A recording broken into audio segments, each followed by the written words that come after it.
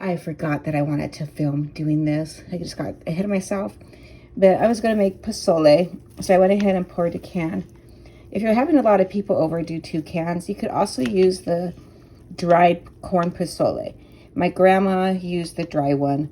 It makes a lot. It takes a long time to cook when you do the dry. So what I went ahead and did is I chopped half an onion. I put some onion in here, you can kind of see. And right now I just sprinkled a little bit of chile rojo. And you guys are going to be saying, well, how come you don't do it this way or that way? Because my grandma or my mom does it this way. My grandma was born in 1923, New Mexico, Mora. Back then, it's the Depression. They were very poor. They were starving. It was the Depression. So when she moved in, when she was 17 to work, she came here to work. She was working for the Union Station, the train. She started cooking when she was 6. She was going door to door, asking people if she could cook for them and make tortillas and stuff. So my grandma's a really good cook. I asked her, why don't you do this from scratch? She said, why? It tastes the same. She goes, it's already done for you. So she used, if she could, she would use New Mexico red chili. But if she couldn't, she would get this Fernandez chili rojo. And you could buy that at Kroger's or King Soopers. When I was growing up in the 70s, it's a big city here. But, you know, some of the ingredients back then, you guys are thinking, like when you start making comments, this stuff wasn't available. A lot of this stuff was not available, even in the 70s. So I went ahead and I put a little bit of, I could always add more. I put about, I don't know, a tablespoon of red chili rojo. And I poured in half of the Fernandez menudo mix. And this has oregano in it. It has chili piquin. My grandma didn't use this one. She did it all herself. She put the chili piquin and then the oregano and stuff.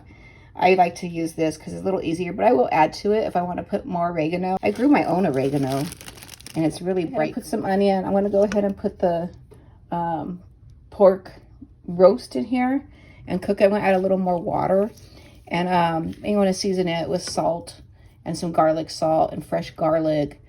What I'm also going to do is I'm going to make my grandma's chili caribe, and that is what they made. It's kind of like a New Mexico thing. And it's, you could buy that at Kroger's, King Soopers too. And it's the same company, it's Fernandez. And you make that in a blender. It's not cooked. And my grandma has made her pozole this way for many, many years. My grandma never gave us the exact recipe. She said you use your hand to measure. That's why everybody's tortillas taste different. That's why everybody's chili is different. Everybody's sopapillas, whatever they were making. Show you. So I don't want any mean comments because this is how she made it. And, you know, she's like, it tastes the same. Instead of, you know, going and, you know, boiling the dry chili pods and cleaning the chili pods. It's already done for you. It's already done for you in the chili rojo here. And it tastes exactly the same. Nobody's going to know. They're not going to be able to tell the difference. So I'm just going to show you how she did this. So I'm going to go ahead and turn on the oven or the stove. I'm going to probably put it at a medium heat. I'm going to get this pork roast packaged here. I'm going to put it in here. It's kind of a big one for the amount that I'm doing here, but I'm just going to cook it whole in here. And then when it's done cooking, I'm just going to take it out and shred it with the fork and put it back in. So let me go ahead and do that. So I ended up actually just using half of the pork roast. And when I opened it, it was already cut in half. So I'm like, yay. Because I was going to use the whole thing, but once I opened it, it was like way big. So I went ahead and cut a couple of garlic cloves. I could add more later to the recipe. Oops, sorry. But right now I'm just going to do a couple. I'm going to add some more water, and then I'm just going to cover it. And I could hear it already starting to boil a little bit, so I'm just going to go ahead and add some more water so I could cover this more. And then I need to add some salt and garlic salt.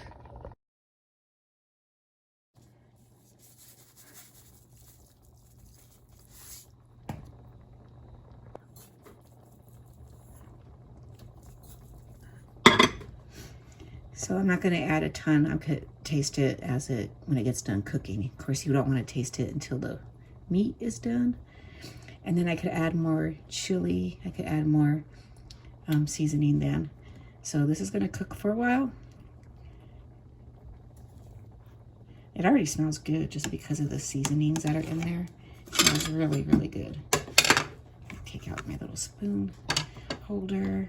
So I'm going to cover this and then let it cook. This is chili piqué. This is what was inside that menudo mix. They have a little bit in there. If you want your pozole to be spicy, you could add a little more of this. And then this one's the caribe. This one's the one you make in the blender. I'm going to make it in my little tiny blender since I'm not making a ton of pozole. And I'm going to try to downsize it. My grandma would make this in the big blender. And it gets thick. You want it to thicken up to like a shake or a malt consistency. So it stays in the fridge. And if it separates, like sometimes it might separate a little bit, like the water, you just mix it, blend it up again. But it's really good. Me and my cousin would fight over this chili because it's good on eggs, on fried potatoes, in a burrito, in pozole, in menudo, on a tostada, a taco, or just dipping your chips in. So I just wanted to let you know, I don't add any like beef broth or chicken broth to this. And you don't have to, because if you're boiling your meat, it's going to create its own broth that is cooking in. So I went ahead and added about half of the chili caribe here. I chopped up some garlic. I do freeze my garlic so it's easier to chop. So I'm going to go ahead and get this assembled and I'll show you. Oh, actually I have to put the water. So I'm going to put some water in here. I think I'll fill it about a cup. And then I'll add more if I need to. I'm going to go ahead and put the garlic in there and then we'll season it with some garlic, salt, and salt. So I went ahead and put some seasoning in there and a little bit of sugar. So we'll see if I have this in here right. So you can see how it's thickening up like a malt or a shake. I'm going to taste just a little bit to see if I have enough seasoning in there. You just put fresh garlic, some garlic salt, and a little bit of sugar, and of course the water. So I added half a cup more water. I'm putting more garlic salt, a little more salt. I'm going to chop up another clove of garlic. So I went ahead and added the extra garlic. I put some more garlic salt. And this has tasted about right to me, so I'm going to put it in the fridge so it can continue to thicken up. Gets too thick, add more water. It should be fine though. If it separates, just blend it. So these are all the chilies I'm using for the pozole. Chili piqué, chili rojo, chili caribe, and menudo. In fact, I'm going to add some of this now that it's cooking. So right now I'm just going to add a little bit of that chili caribe that we just made. I'll put a little water in here to pour some more. I could always add more later, but just to kind of season it while it's cooking. Because I want this sauce to be red.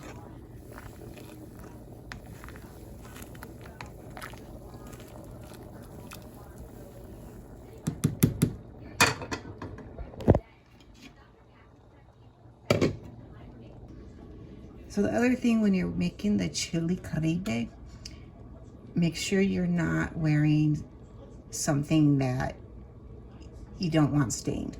Because if it splatters, it will stain your clothes. So this has been boiling for maybe an hour or 2 hours. It should be about done, but I know I'm gonna have to add more chili to it. It's not red enough.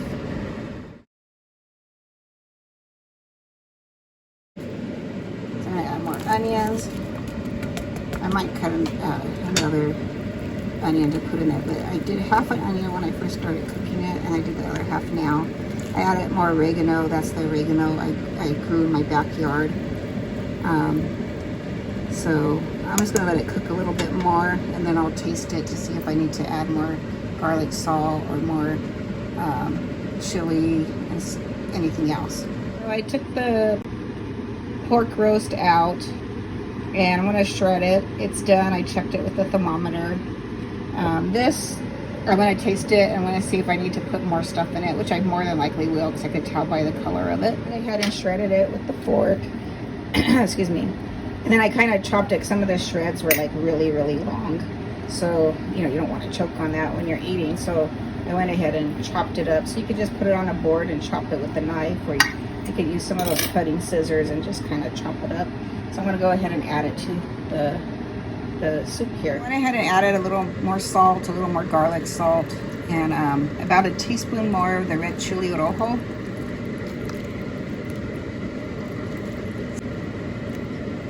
Some people like it like where it is now. They don't want it super spicy. So if you don't like it super hot or spicy, you could just leave it to where it is now. So I just poured in some of the chili rojo. You can see how it's kind of separating. The water's going to the bottom. You just shake it up. It'll be fine. So I just add a little more chili rojo, or not chili rojo, the chili caribe in here.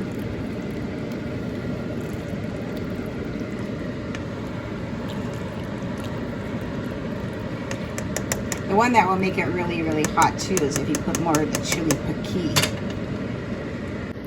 So I think that's about it right there.